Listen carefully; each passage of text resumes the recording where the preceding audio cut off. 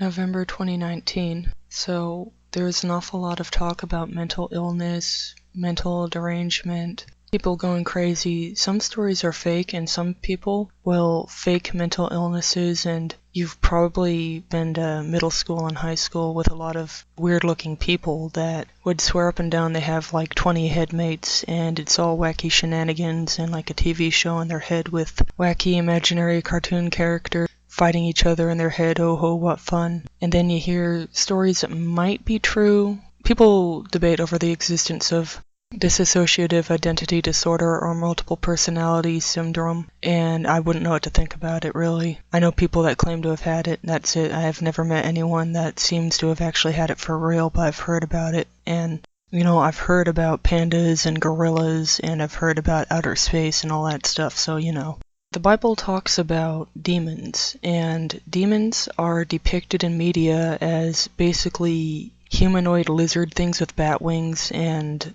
I think that those you're not supposed to depict things in the spiritual realm, and I think that's because they cannot be depicted. They are, I believe, non-visible. So to try to depict something that has no visual or physical aspect is a bad idea. The Bible says don't depict angels, don't depict demons, don't depict spiritual things, don't depict anything above the firmament because you've never seen it. These things, I don't think they can be seen. I don't think they have a visual form.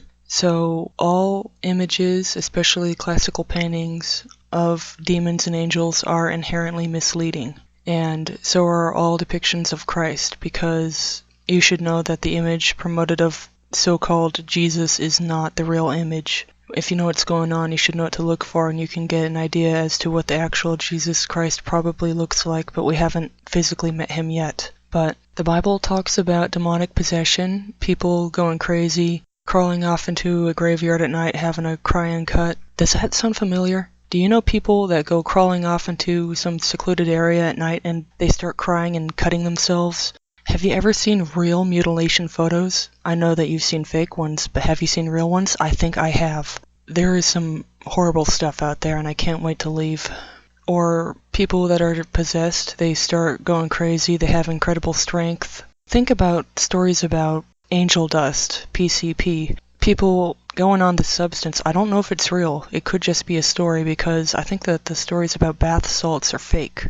And people will fake things for attention. They will pretend to be insane. They'll pretend to be on drugs when maybe they're not. They just want attention. So there's that to consider too. And I don't even know where to begin with mental illness, because I don't think all of it's demonic. I think that things like OCD, for example, are just out of control personality traits, or a person ends up in a really bad mental state and they start behaving really weirdly, really repetitive behavior. I think that comes from a mental problem that needs to be sorted out, and sometimes I don't even know what to make of, schizophrenics on media.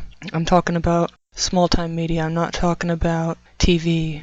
You could probably think of some notable schizophrenics on YouTube, and some of them are probably faking it, but some of them, I don't know if they are faking it. I don't know if they're being genuine.